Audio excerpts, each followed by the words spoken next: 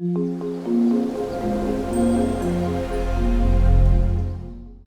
Clara. I'm going to read you a book called Whatever Happened to My Sister.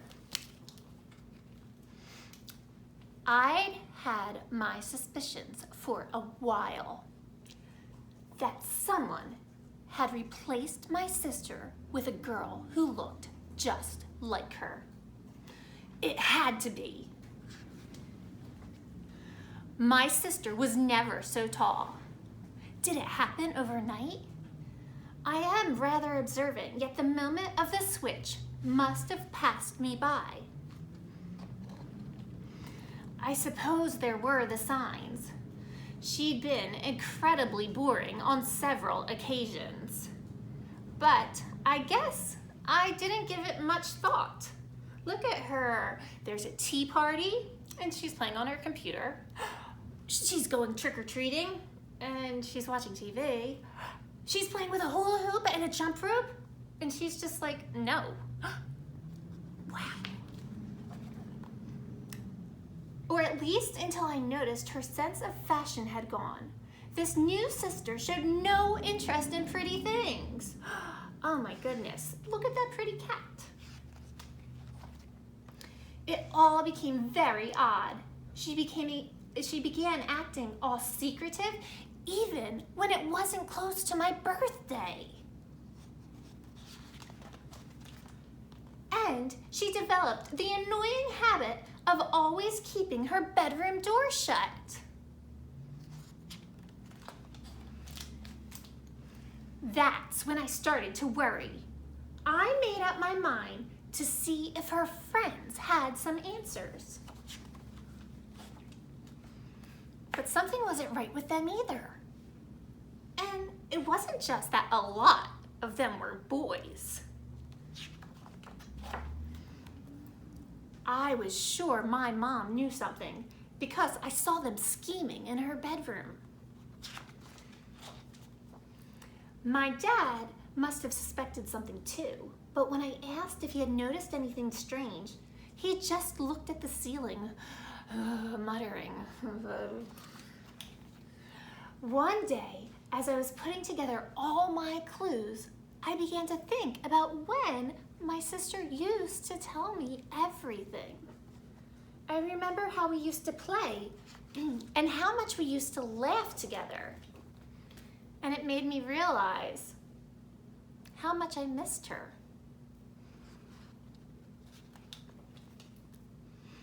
That's when my sister found me and told me to come with her. She put on some music and we listened to it together. It was after a while that she stopped to look at me and asked, "When did you become so tall?" The end. I have another story to share with you. Don't go away. I said I have another story to share with you. This one's called 5 Minutes Peace.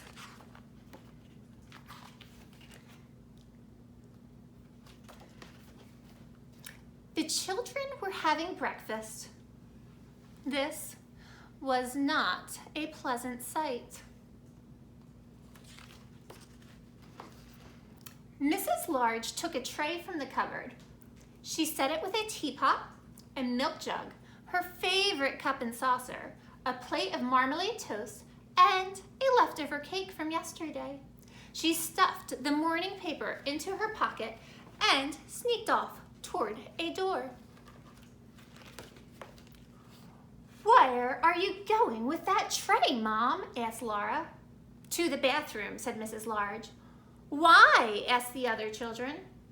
"Because I want 5 minutes peace from all of you," said Mrs. Large. "That's why." "Can we come?" asked Lester as they trailed up the stairs behind her. "No," said Mrs. Large, "you can't." "What shall we do then?" asked Laura. "You can play," said Mrs. Large, "downstairs by yourselves. And keep an eye on the baby. I'm not a baby, muttered the little one. Mrs. Large ran a deep, hot bath. She emptied half a bottle of bubble bath into the water, plunked on her shower cap and got in. She poured herself a cup of tea and lay back with her eyes closed. It was heaven.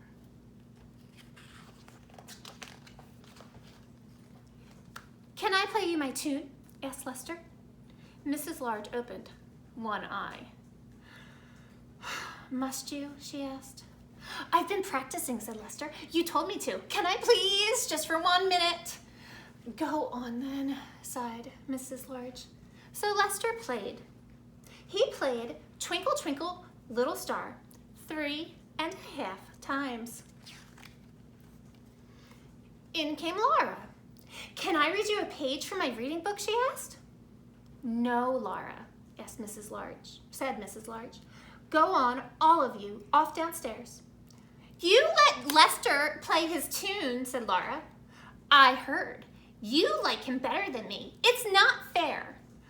Oh, don't be silly, Laura, said Mrs. Large. Go on then, just 1 page. So Laura read. She read 4.5 pages of Little Red Riding Hood. In came the little one with a trunk full of toys. For you, he beamed, flinging them all into the bathwater.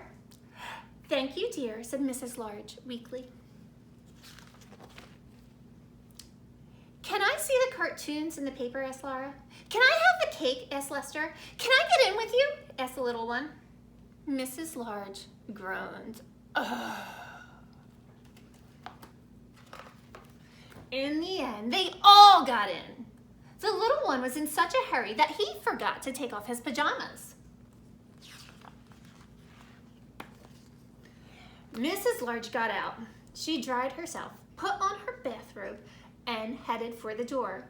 Where are you going now, Mama? Asked Laura. To the kitchen, said Mrs. Large. Why? Asked Lester.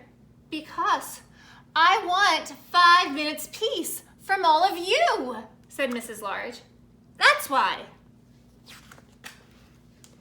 And off she went downstairs, where she had 3 minutes and 45 seconds of peace before they all came to join her.